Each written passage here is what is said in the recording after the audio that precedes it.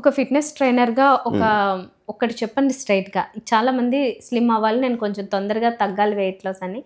కొంతమంది వాకింగ్‌కెళ్తారు, కొంతమంది రన్నింగ్‌కెళ్తారు, కొంతమంది జిమ్‌కెళ్ళి ఇంకా చాలా ఎక్కువ కష్టపడతారు.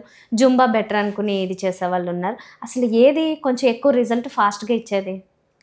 సో, ఫస్ట్ థింగ్ అండి, వెయిట్ లాస్ అన్నది ఫాస్ట్‌గా అవ్వకూడదు. హ్మ్. వెయిట్ లాస్ అన్నది స్లోగానే అవ్వాలి. ఎప్పుడైతే మీరు వెయిట్ లాస్ చాలా ర్యాపిడ్‌గా అవుతారో, చాలా ఫాస్ట్‌గా అవుతారో, అప్పుడు మీ బాడీ మజిల్‌ని గూడా కోల్పోతుంది. హ్మ్. అది హెల్త్‌కి ఏమాత్రం మంచిది కాదు.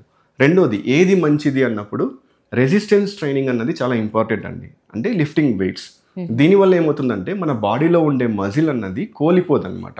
సో, మజిల్ అలానే ఉంటూ ఫ్యాట్ మాత్రమే కరగాలంటే వెయిట్ లిఫ్టింగ్ అన్నది చాలా ఇంపార్టెంట్. ఓకే. సో, ఆ వెయిట్ లాస్ ప్రాసెస్‌ని కొంచెం స్పీడప్ జేయడానికి మనం కార్డియోని యాడ్ జేసుకోవచ్చు. హుహు. ఈ కార్డియోలో మనం వాకింగ్ జేయొచ్చు, రన్నింగ్ జేయొచ్చు, స్విమ్మింగ్ జేయొచ్చు, బ్యాడ్మింటన్ ఆడొచ్చు.